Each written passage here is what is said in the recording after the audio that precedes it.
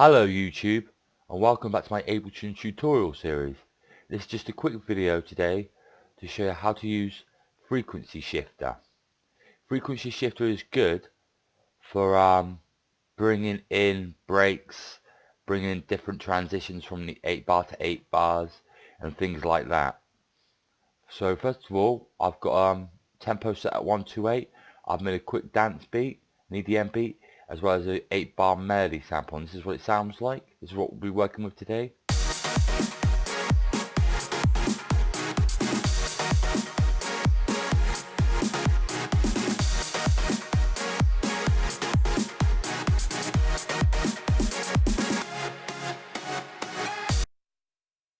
Right, first thing we're going to want to do is go to our melody, right click on the channel and click duplicate, or do Ctrl and D when you've got the channel selected.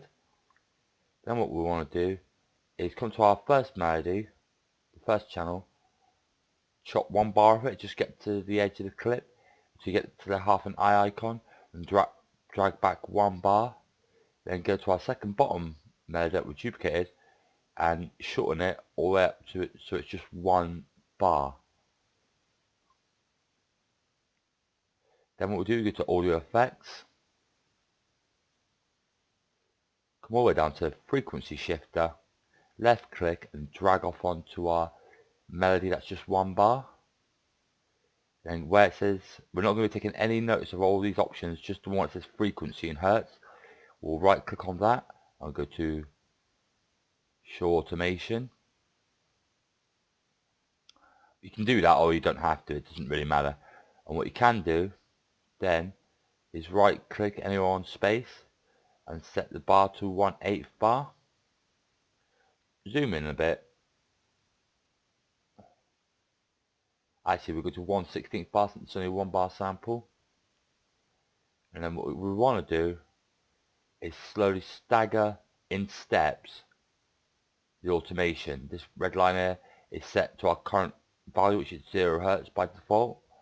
So we'll just drag this one up a little bit, drag that one up a little bit, and just do it like so it looks like steps, so it's staggered.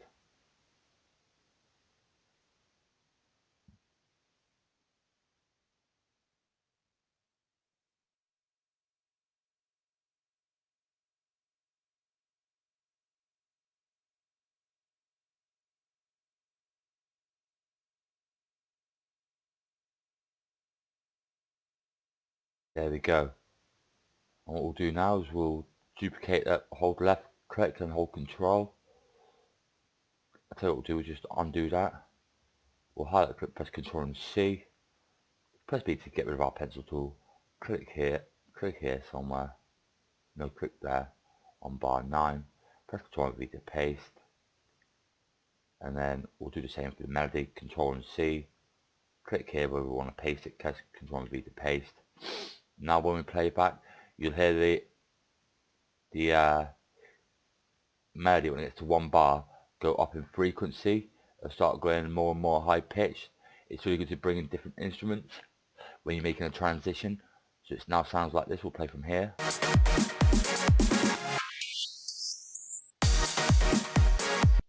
That was a bit too much. What you can do is click on there. If you can't get it working by doing staggered steps on your automation, right click on frequency, which is delete automation, and what we'll do now, the way I like to do it, is record in real time.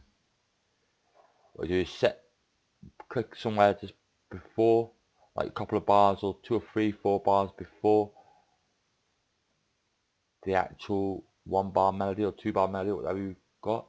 Turn off all the recording tracks, turn off all the armed recording tracks on your channels so it doesn't record over the sample.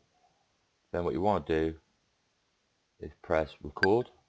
I've got a countdown and get ready on the frequency, and when it comes in just turn it up slightly, keep turning up. See, I was turning up slightly as it was playing through and recording now on the melody, and I managed to get to 280 hertz. You don't want to turn it up too quick, you want to turn it up quite slow but not too slow, and that should sound better. Here you go, that's what it sounds like now when it brings in the next 8 bars. Here we go.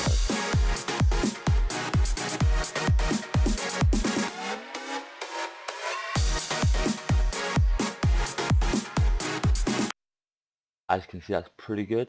So we'll play the whole thing so you can hear it. That's what I recommend you do, is record in real time. But when you turn up the frequency, when it starts on your MIDI clip, sorry, on your sample, turn it up but not too quick, but not too slow. You want to get up to about, when you're doing a 1 or 2 bar on the melody, you want to turn it up so when it starts, by the time it's finished, you're on about between 250 to about 400-500 hertz. If you got too much more than that, it sounds so faint, the actual frequency, and it sounds so high pitched that it's really inaudible, and it might get washed out and lost in the rest of your instruments. You want the actual frequency when you've finished, when it's got to the edge of your clip, to your 1 or 2 bar melody, whatever you're using, it wants to sound about 250 hertz to about 500. This is what it sounds like now, all the way from the beginning to end.